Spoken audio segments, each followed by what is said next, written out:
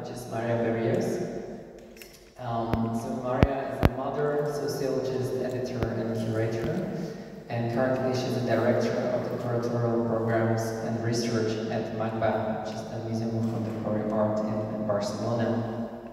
Her work focuses on contemporary art, politics, and culture in Latin America and beyond, with a special interest in collective cultural experiments linked to internationalist solidarities and the so-called Third World movements of the 1960s and 70s. She was a co-founder of the Vaticano Chico Collective in Chile, and among her curatorial projects are Songs for Many Movements in 2024 at MACBA in Barcelona. In the Jungle, there is much to do, 50 years of Solidarity Museum at Museo de Solidaridad Salvador Allende in Santiago de Chile, which took place in 2023, 2022-23. The Crack Begins Within in 2020 at the 11th Berlin Biennial, and Drifts and Derivations in 2010 at Museo Internacional de Arte in Madrid. And I would also like to say that we are welcoming here Maria as a support of the Cervantes Institute. Maria, the floor is yours.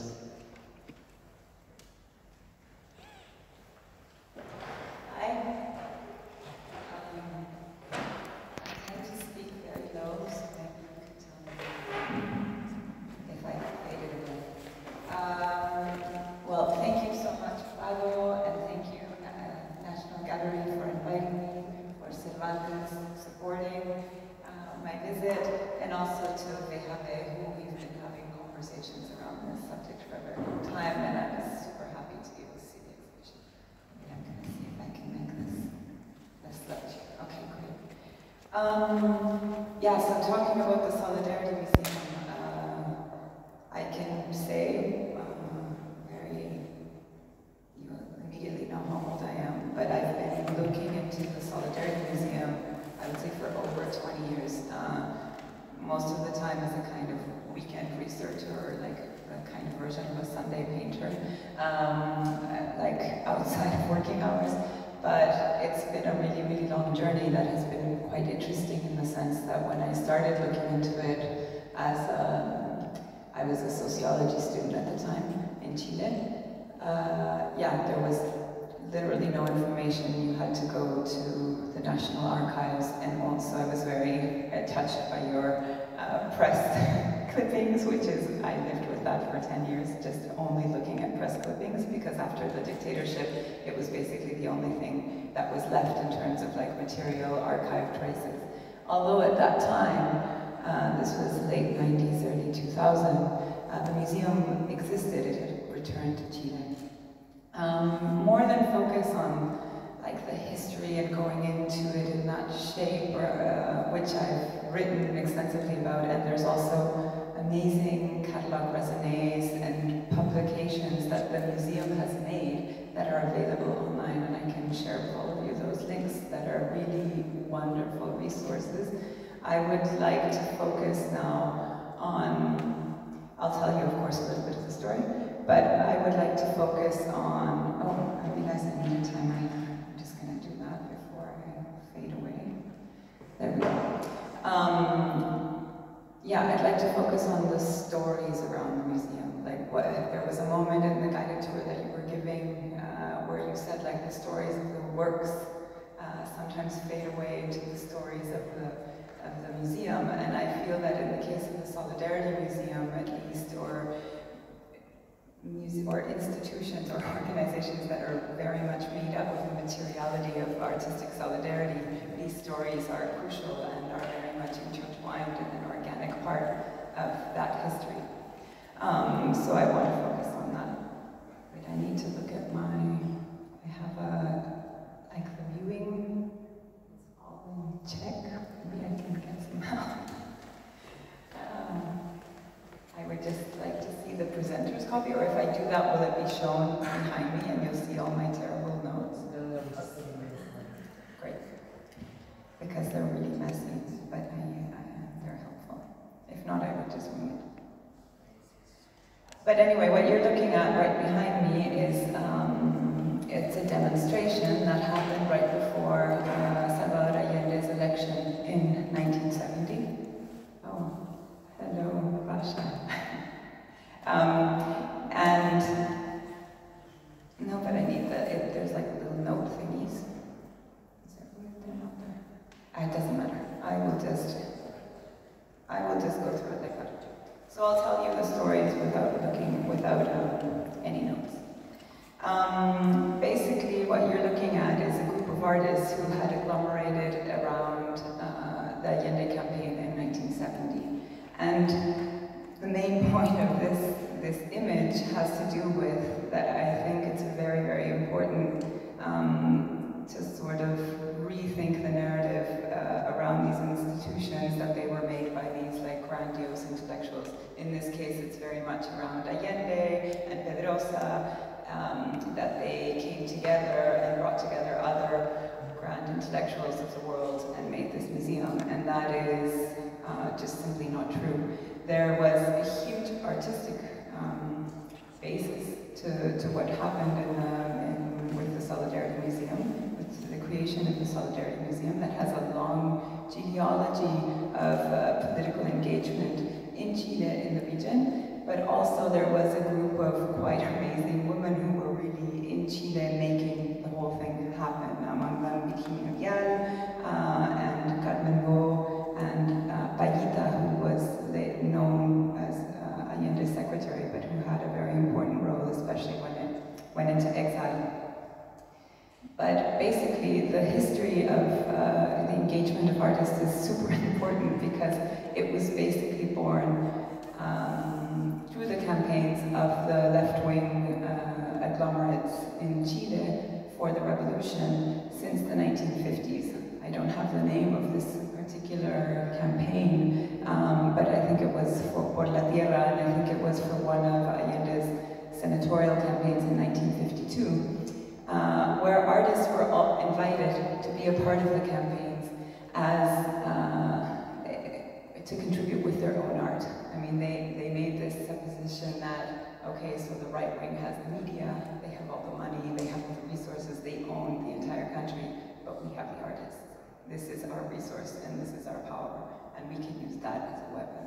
And so here you see an image of children who were printing kites. They would also, for example, do things like, there was an extreme right-wing newspaper that was linked to the military coup. The money from that newspaper, called El Mercurio, during the 1970 campaign, artists made prints on the Mercurio, so that was really this kind of literal counter-hegemony campaign work. They would also have this amazing bus called El Bus de la Micro de la Victoria, which is like the bus, the victory bus, where on top they would put like a cinema campus where they would project films and like go into the countryside with artists in order to do popular theater. They would even pick up performers on the way. So there's this very famous child who was living on the streets in Valparaiso, and he was a singer. He was a Roma child, and he was a singer of boleros, and he became a part of the campaign, and then went to the university, actually funded through the party. So this is actually the history of the artists that were a part of what happened with when Allende came into power. So basically here you see Chileno, El Mercurio Miente. El Mercurio is this newspaper, and it was something that happened a few years before, where this is something that we're very aware of today, like fake news, but at the time it was extremely prominent. So the moment that Allende even began campaigning, there were completely insane propaganda campaigns in the major newspapers saying that there was actually Czech tanks hiding underwater, waiting for the moment that he would come out, that he would be elected, and then they would take over, eat babies, and all of the communists would come, and it would be a disaster, and Chile had to be saved from this. But it became really extreme to the point that when Allende was elected president in September 1970, within 2 weeks, over 12 international correspondents came into the country. In the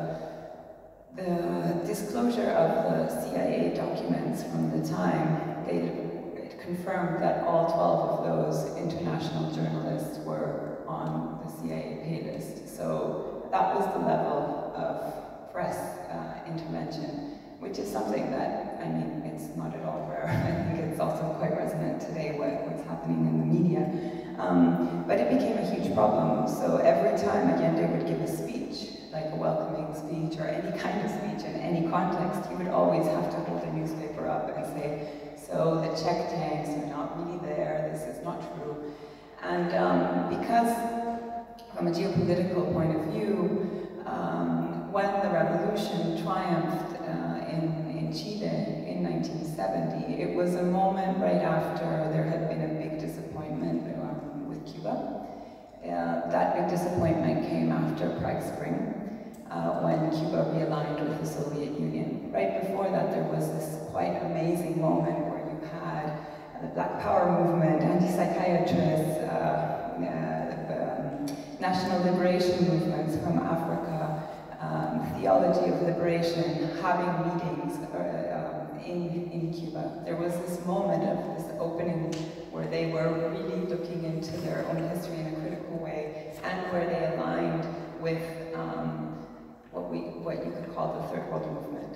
I think it's quite important. There's this beautiful book by Vijay Prashad called The Dark History of the Darker Nations, and I think the first sentence says, the Third World is not a region, it's a movement, it's a political movement.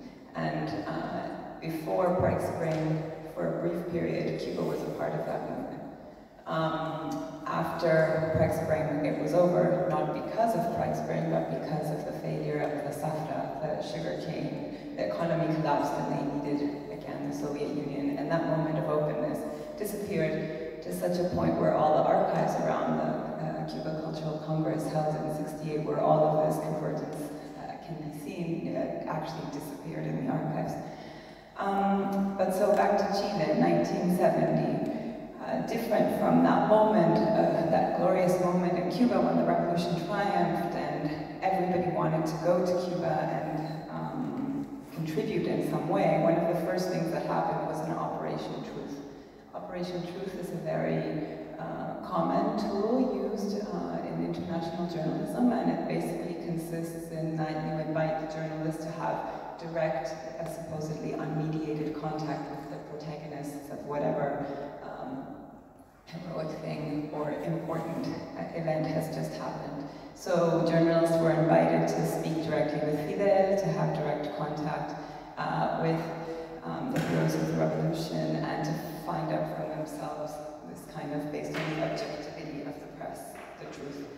By 1970, sorry, in Chile, they were quite convinced, due to all the things I just showed you, that the objectivity of the press was not something that actually existed. On the contrary, they understood that the press was absolutely not objective, that it was not neutral, and that it was very much one of the most important weapons of imperialist power that wanted them out.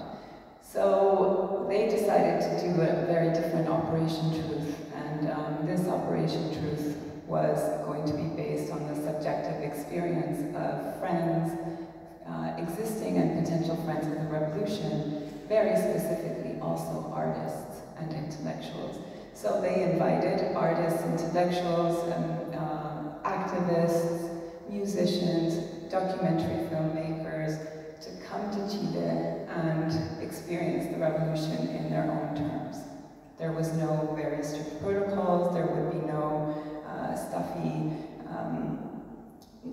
things to guide people around the city and specific events. They would be given certain events that they could go to. They could go to a meeting with Allende, but they were actually invited to stay as long as they want and meet whoever they wanted, including the opposition. And it was within this context that the Solidarity Museum was born, as an idea of having this international interest, of finding a way of resourcing that to create an experimental museum that they called at that time, that they referred to as a cultural center for the oppressed of the world. And this museum would be born through, and this was actually done through meetings with many of the artists that participated in the events that I showed you before. So it was these artists meeting with other international artists and what today we call curators. At that moment they were called art critics, and they were thinking about, okay, so we can actually create, at first it was a collection, we can have artists donate we want them to to make their solidarity with Chile concrete by donating as a political act. And in that they were very adamant in that this solidarity needed to be with the people of Chile. It would not be with the state, it would not be with any particular institution, it would be with the pueblo. And it was a donation made expressively for the people that were making this revolution happening and that were resisting all of these attacks against it. And in that way it began to come into shape, and that's when Allende, who had absolutely nothing to do with that idea, openly and very adamantly supported it and invited María Berríos, who had been directing the Sao Paulo Biennial and but who was actually in exile at the moment. He went into exile to Chile. So he was asked to direct it, and actually Berríos himself was very insistent every single time he was asked that this was not his project, that it was a project that he had the honor of facilitating. And in that sense, it was also very important that the artists who were in solidarity would donate something significant, understanding how important it was to build this museum, and how important it was that it was a completely different model. And in that sense, you could say it was even an anti-museum, because what it did was question the way that art is valued in cultural institutions. It, for example, one of the things they did was a campaign to get Guernica out of Roma into Chile, because they said, well, the political integrity of this work cannot hold itself when it's kidnapped by one of the most terrible Guernica producers of the world. So, and they also even started pointing at who's on the board of those institutions. So it was also one of the first moments where they started doing an analysis of what it meant, what are the powers that sustain institutions, and how is value in art constructed. For me, this is the key and core aspect of the Solidarity Museum. It's actually questioning how artistic value is constructed. And it's also contesting this notion, or this imperialist notion of that you do not own your own history, that you cannot own not even your own histories. That has to do not only with the extraction, but also of the way that that narrative is constructed. So that's basically what I wanted to tell you about how the museum came to be, like its first moment, which is for me very, very crucial. And then there was another stage when, after the coup, the museum went into exile. But more than going into that story, because I could go into all of those stories very deeply, I would like to show you a little bit what I had the privilege and honor of doing when I was invited by the museum to curate their 50th anniversary exhibition. The only thing I said was, forget it, we're not showing like Allende's slippers or his desk or Pedrosa's, like, if we do this, we're going to do it in a way where I can use all of this work that has been advanced, but we do something different with it. So the first, which they agreed to, which was very nice, and I asked to curate it together with the team, so I worked very closely with the head of collection. And basically what I asked was to be shown everything that had never been shown. Everything that was in the vaults of this museum that was born to, initially supposed to travel to the factories, to the schools, to the different localities, and where now all of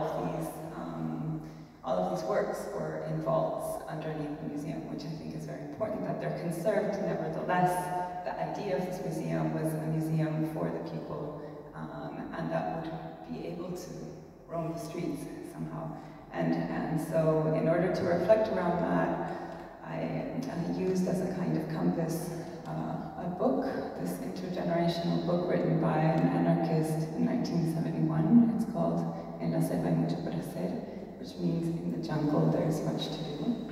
I actually have it here. And this was made by an Uruguayan political prisoner in 1971, so around the same time that the museum was born, for his daughter. It's a kind of anarchist fabulation of what it means to, why is he away from her? And it tells the story of animals who organize in the jungle and realize all of the amazing resources they have, which are also based on on the way that they care for each other.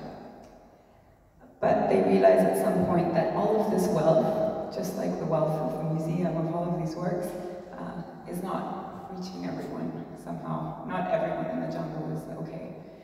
So they organize around a little fire and begin to discuss how can we make it possible for everybody else to also have access, or for all of the animals to be fine. Nevertheless, this fire is also what attracts a hunter. It's what allows a hunter from the city to find them. And the hunter comes and traps the animals who are in this meeting and takes them away to the zoo in the city. And well, the story is, it's quite beautiful. I absolutely recommend it. And in the end, it shows how the animals are able to organize and escape once they are reunited through a messenger to the animals that are in the jungle. With the help, and this is quite important, of a little girl who visits them in the city zoo, which is their only happy moment in the city zoo. And she is the one that helps them because she has this knowledge of the city. This is also a moment of this change between the gorillas and like the jungle gorilla and the urban gorilla. And she is the one that knows of the city. So they realize they actually need her knowledge and her help to get out. And I think this story is very beautiful because it reflects on a solidarity of vulnerabilities and not a solidarity of charity or a top-down solidarity. It's really a solidarity of sharing vulnerabilities, which I feel is very reflective of what the Solidarity Museum does. Oh, I realize I have to hurry up, I'm sorry.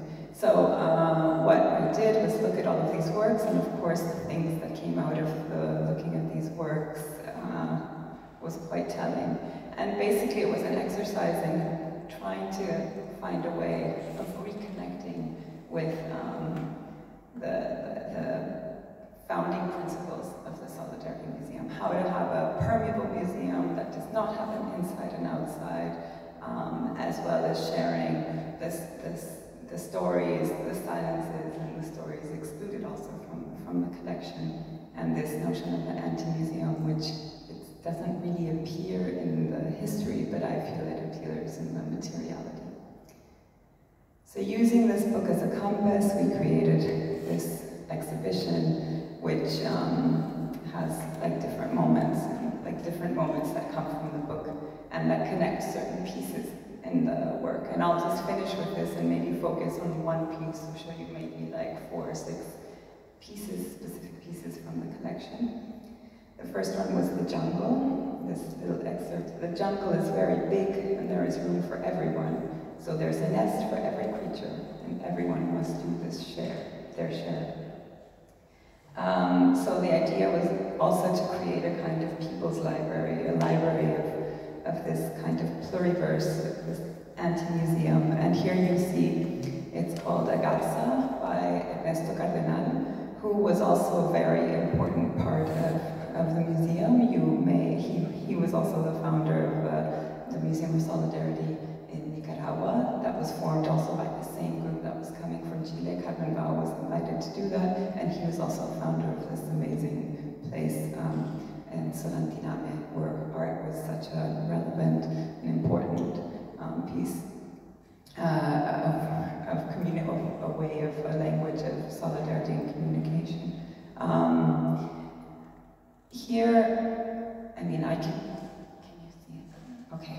There's this piece by Marcos Chavez, there's only one Mapuche artist in the entire collection, and his work had almost never been shown. So we decided to accompany it, to bring in a brother that could kind of hold him, which is a work by Francisco Huichaqueo. It's a little boy who's wandering through a field, dressed in traditional Mapuche dress, and it looks like this bucolic, amazing scene, and he's wearing this little cone. But actually this cone is what Mapuche children use to blow on in the occupied territories when the military is coming. So actually what we're looking at, and this, my friend Francisco Huichaqueo told me over 10 years ago, so it has nothing to do with the actual context. He said, you're looking at Gaza, you're looking at a war scene. Like this that looks to you like such a beautiful moment in Mapuche childhood is actually an extremely deadly situation where this child his job is to blow this horn. I must say also everyone that appears in Francisco Huichaqueo's film are either political prisoners or family members of political prisoners. Here we see a beautiful piece, and I thought this one might be interesting for you, by María Berríos. I'm sorry you can't really see the work itself. It's a homage to Yiri Trinca. She was an activist in the Spanish Civil War. This is the piece that is a part of the collection. She was an activist in the Spanish Civil War. She had a pharmacy where all the anti-fascists would meet until she was apprehended by the Franco regime. She spent 12 years in prison, and then she went into exile to Mexico, where she became an artist and made this print among many other works. And right beside it is SS and the Springman by Yiri Trinca, to also give this work a kind of context and also into the genealogy of anti-fascist action. Here is a reading of The Jungle. In the Jungle There's Much to Do. I just realized that I would like to hear Asha, so to give her enough space, I'm just going to jump a bit through the different sections. There's the animals and the dreams, the guardians of the jungle, where we have many, or the works that were done by indigenous artists, which was just one small work, and we brought in others also to accompany them. But then there was a piece, sorry, here it is, you can't really see it properly. But there was a work by Beatriz Aurora, who was a work that had never ever been shown. It's actually the prints in the background. I'm sorry you can't see them properly, but I'm sure all of you are very, very familiar with the Zapatista imagery. And there was a work by her that nobody had looked into very much, because it looked like a kind of artisanal, naive piece. And when I saw it, I was really shocked, because I didn't know who she was, and it allowed me to learn that she's actually the daughter of Leopoldo Castelo, one of the most important historians, but who was also part of Teatro La Barraca, and was a part of this huge, also a part of the exile movement from the Franco regime into, he was on the Winnipeg. And so it just started to mark this history of exiles that were going through, here she is, that were transversing the museum. Then there was El Fueguito, which means the little fire, where you could find the histories we were talking about in the beginning. Here is an exhibition, it's a print from an exhibition called El Pueblo tiene Arte con Allende, which was what you saw at the very beginning. And it was a silkscreen exhibition that happened simultaneously in 80 different cities in Santiago, and it was a part of the campaign where you could buy one of these prints for the price of, they called it then like a cola, so the price of a soda. There you see one of the matas.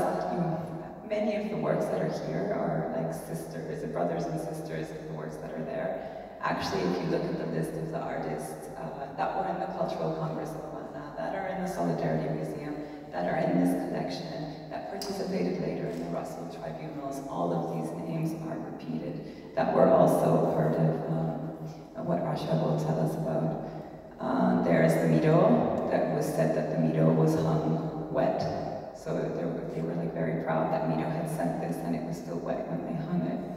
Here is some posters from the popular train of culture, popular education in Colombia, and here you see some picture books that were accompanying everything in this notion of a popular library, in the sense that it's a community of interests and not a kind of reference library. So a place for encounter. And then came the moment of the hunters. So here are works that directly link to the military coup, but not only to the military coup, but to the triumph of fascism, you could say. And yeah, there's a work by Laura Sky, also upstairs. It's actually the first image of book burnings. It's the first image that came out of the dictatorship. It's a military burning books, a series on violence by Canovara, a Spanish artist. And exile. And I think I will end it here, maybe mentioning something that is really important, which is that when artists that were exiled and became bellboys, that became construction workers, I think it's a very special kind of perpetual political prison. And yeah. This was, sorry, the political prison part, but I'll just end it there. Thank you so much, and sorry for the chaos without the notes.